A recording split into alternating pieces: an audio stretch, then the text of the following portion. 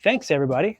We were just kind of talking a little bit about frost protection. We kind of just came in from doing trees, and we were talking about how to protect from frost. We have some members here that are from Spring Hill and even on Orlando, where it gets cold and the trees end up dying back.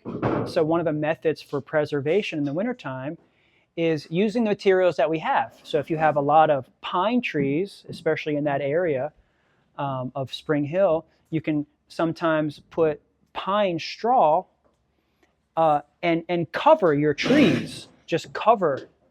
So cut the tree back short and then just cover it with leaves and straw, and that will preserve it for the winter, preventing any frost from touching the stem.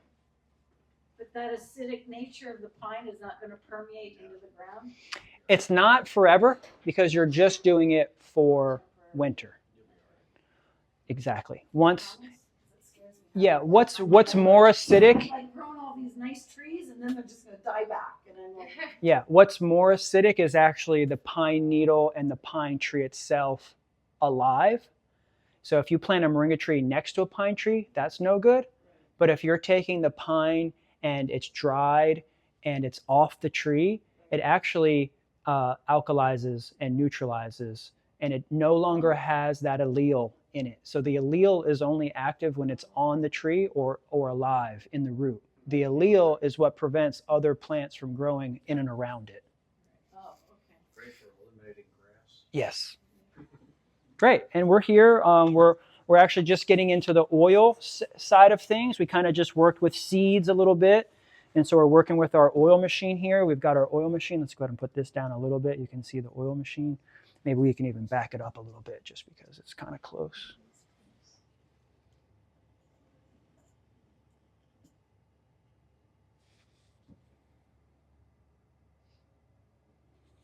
Great.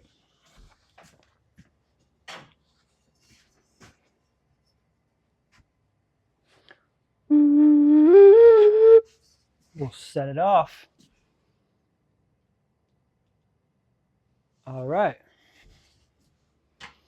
So I got this really nice commercial oil machine here. This is good. Yeah, we have a little bit of a smaller one. This one was about the $500 one. And then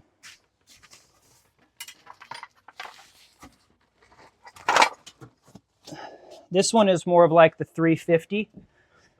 This was like the one that I started with. And so this is a really good one, but this one down here, it does actually twice as much as fast.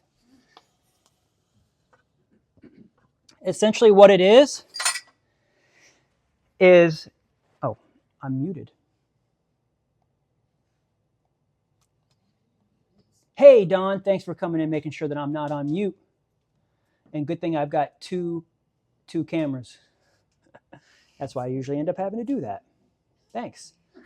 So we got our oil machine here. This is the auger that's inside of the machine that the seeds are falling into and then getting pressed as it is forced out. The cake in the organic matter is pushed out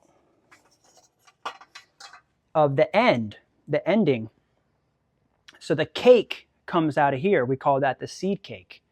And the seed cake comes out, and that is a very crude protein, animal feed, and also a mineralizer, soil enhancement, conditioner, things like that. So that cake that comes out is also rich in vitamins and minerals and is very, very good for you, the soil, the animals, and doesn't need to go to waste. I like to press a lot of seeds at one time. Here's 50,000. Here's 50,000 seeds. No biggie. This is what I put out in the field this year. This is what I put in the field. This is what's in the field. There's 50,000 seeds in here. You can actually grab this right now on the shop. Wholesale. Very, very high quality. And so we will dump it in here Ooh, yes. Lots of powder and dust and all the things. So we're always clean, making sure things are clean. And speed is very important as we begin to scale our operation. So you can grab these machines. We have a link for this machine here. We're an affiliate to the manufacturer, and we're actually building relationships with direct manufacturers in China and other places. So that way we could actually have even greater discounts for our members and people that are wanting to get their operations started. That's our whole goal, is we want to create more manufacturers, more producers. We were actually kind of talking a little bit about that, the pricing, and about how our members are beginning to have product.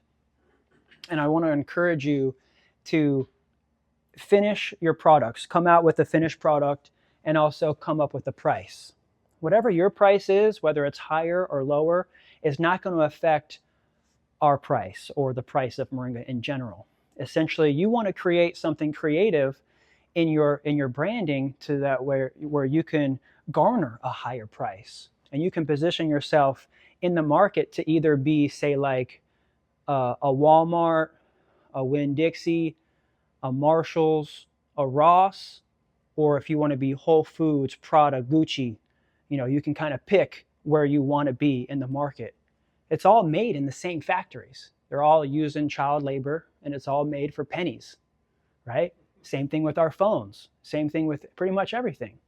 But it's just that branding that kind of sets it apart.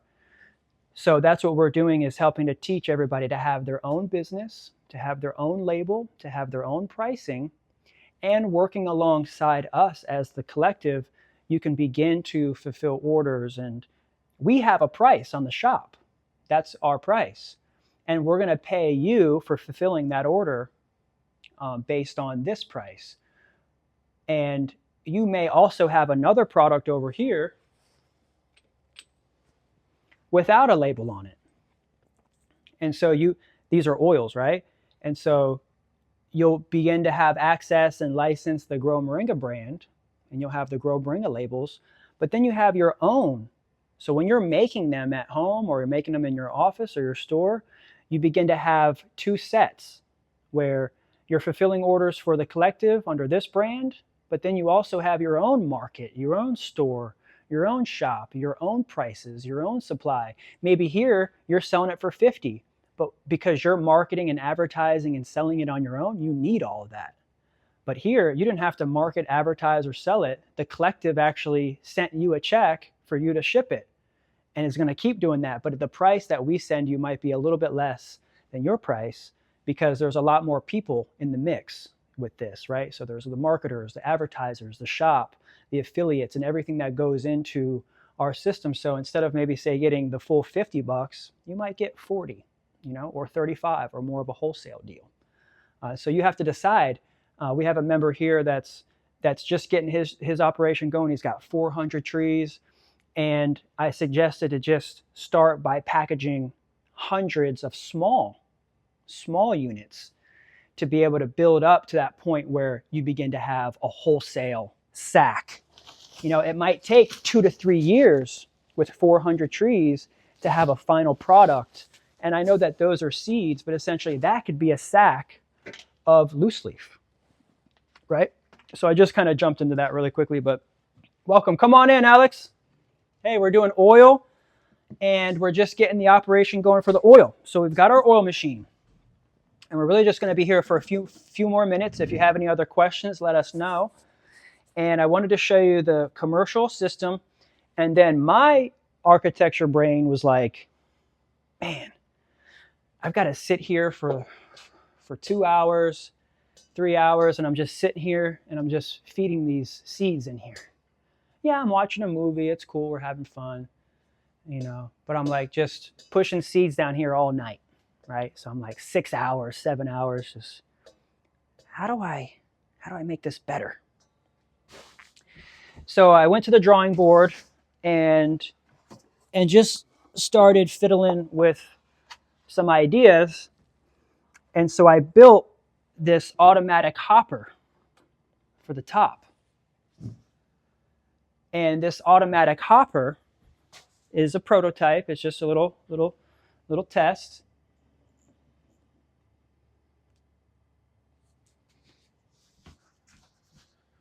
And we're going to refine this a little bit more. I even have to pull this out a little bit more just because I want to get the top.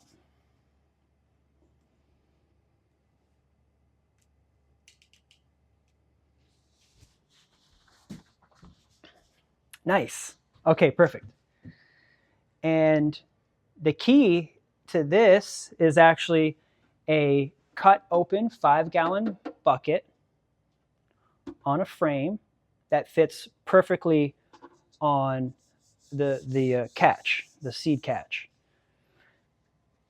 And then I was like, how do I automatically get it to say like push the seeds down? And so I was thinking of these things that we use in the field sometimes to plant thousands and thousands of trees, where you would just hook this up to a drill essentially and have what's called an auger, and you can zip, zip, zip really quickly to build holes, to dig holes to plant, say, bulbs and trees and things. So I started thinking, well, what if I put this on my drill and put the drill in reverse, and instead of pushing down, I could reverse it, and it would actually kind of like push them up to kind of like also push down. So essentially when I turn this on, I'm pushing it actually in reverse.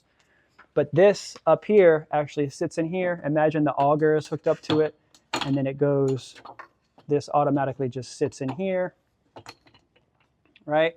And then I have a little metal strap, and that little metal strap goes around the trigger, and I just use a screw to kind of set that up to where it's running, it's on, it's turning. And then I can just put my hand in here and I can dump seeds in here, and it takes a lot less time. Yay! So. Good job! So we're scaling, we're building up the system so that way we can speed things up. And I can end up pressing an entire bag of 50,000 seeds in just a couple hours. From there, and I'll go ahead and take this down, and we'll talk a little bit more about what happens with the oil when it comes out. It's going to come out really cloudy, and it's going to come out really chunky as well. I can leave that here. And so what we'll do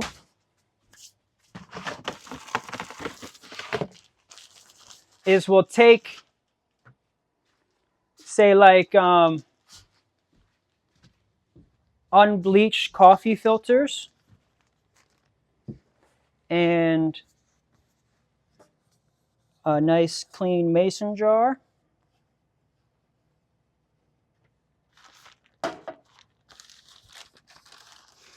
And when your oil comes out, it's going to come out really cloudy. So what you're going to do is you're going to settle it for about a week. You're just going to let it settle. I like to let it settle in a wide pan. I don't like to let it settle in a tall skinny. The tall skinny is going to have that viscosity is too thick for the settlement to get to the bottom as fast. It could actually take a month to 2 months, if ever. If in this, you're letting it settle in this, it's going to take forever. But if you get it in a bigger, flatter tray, the settlement happens over a larger square area, and the settlement can go faster. Before you know it, within a week, you could actually pull the nice, clean oil off the top. So essentially, you're just letting it separate. From that separation, then you just want to do one more final filter, and that's where I take the unbleached coffee filter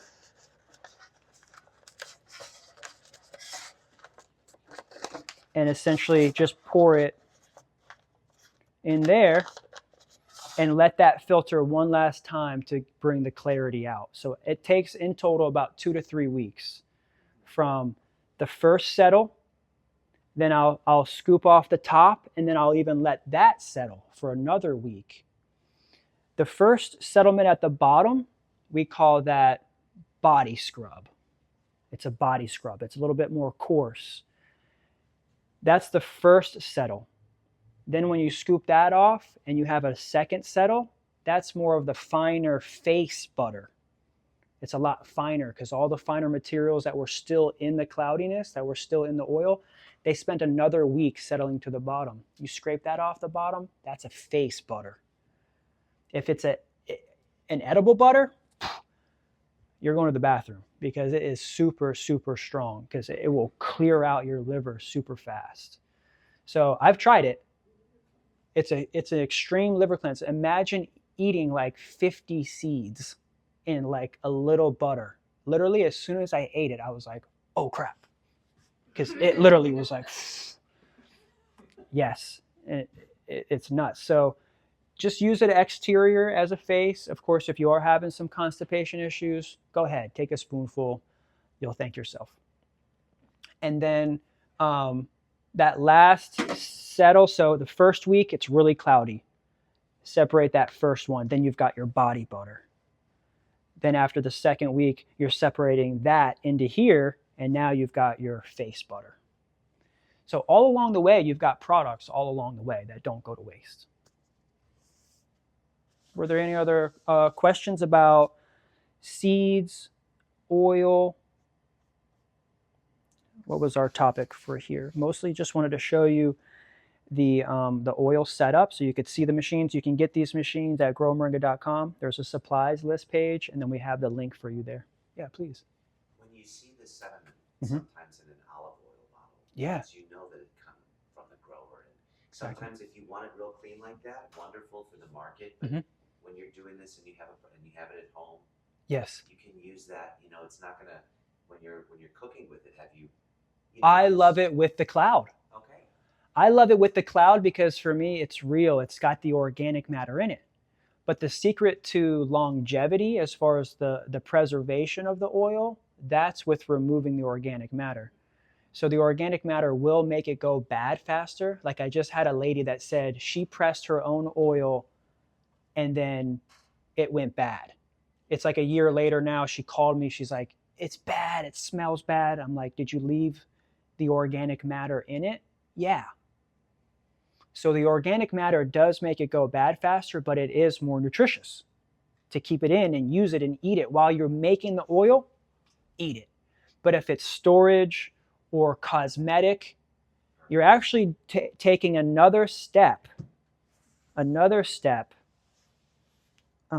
Would you be willing to pass me another seed packet, a small little seed packet? Just a small one. You can throw it here. Yeah. Oops. Got it. So the shell, I press it with the shell because I want the deep, dark, rich color and the added minerals and vitamins that the shell provides. But if you want to get a clear oil that you're mixing and using as a cosmetic grade, then you press the seeds with just the inner white part.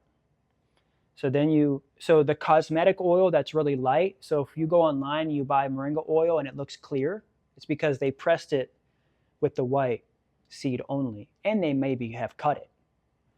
But you can tell that the reason why I like it with the shell is because it's a rich, dark, deep, golden oil. That was a good question. I have a question. Yes. How do you get do you press them with the wings on? Oh, good question. I actually do sift the seeds. And I separate the wings from the seeds before I press. Everything. Everything. Nothing goes to waste with my house. So how do you separate it? I sleep with it. It's new stepping. It's a pillow. It really is, though. Yeah. It could be used as a pillow. So what I'll do is I'll dump that sack of seeds on a screen to let all the extra wings separate, because this causes a lot more cloudiness in the oil and it makes it go bad faster. When you say screen, are you talking about like the screens we use for the tea? The same screen that we had for our, right there, the screen right there.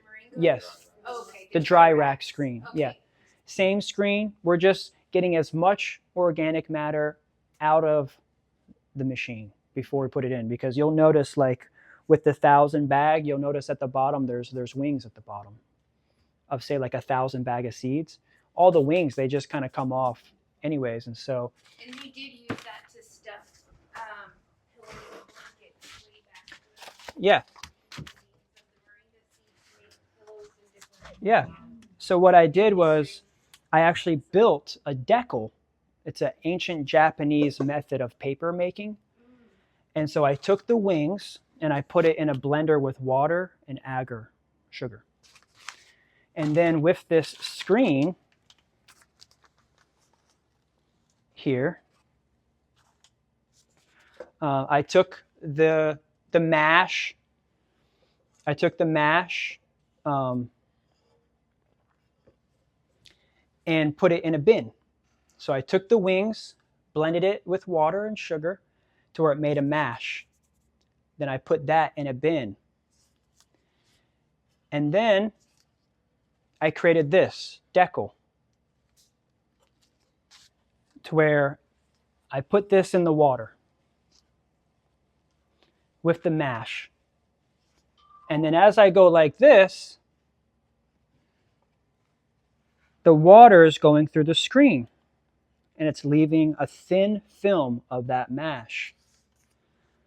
Then what I'll do is pull that off, and there's a method here where when you pull it off, then you flip it over really quickly on a piece of paper or something, or a cloth, and then you lift it up and you're left with moringa paper. And so this is just a prototype piece of paper that we made from just the wings and sugar. And I've tested it without sugar as well. So we have one without sugar, and you can tell, but this one with the sugar. And so I'm also adding more sugar and having an ingredients testing. I'm testing the ingredients and the strength. Eventually, my goal with this is to frame it and to paint moringa trees on moringa paper painted by Moringa Poppy. So cute. So that's my goal with that. And so that's pretty much all the things: seeds, machines, pressing, hopper, automatic, auger, wings, paper. I think that was good. Was there anything else with seeds and wings and paper or anything like that? Would you use the seed cake to make pellets? Yes. Great idea. Absolutely. I just had that conversation yesterday where it's like, holy crap, I've got cake. I could wet the cake and put it in the pellet machine. And we have an episode we'll do in a little while just on the pellet machine. So next one, we'll go ahead and set up our machines and we'll do our machine booth. So we'll be back. We'll be back in a few minutes. Thanks, everybody, for coming in. Thank you. Peace. We'll be back in about 20, 30 minutes.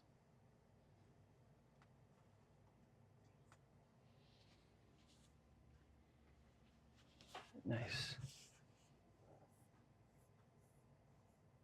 Let me make sure this was So Dave, are you saved. growing to sell, or are you growing for yourself, or you're just Going to sell. doing something to in your spare time, or It grows itself, doesn't need my time. that's true. So you're going to sell starter trees? Well, yeah, it could be trees. 100 trees out, so. Oh yeah, you did.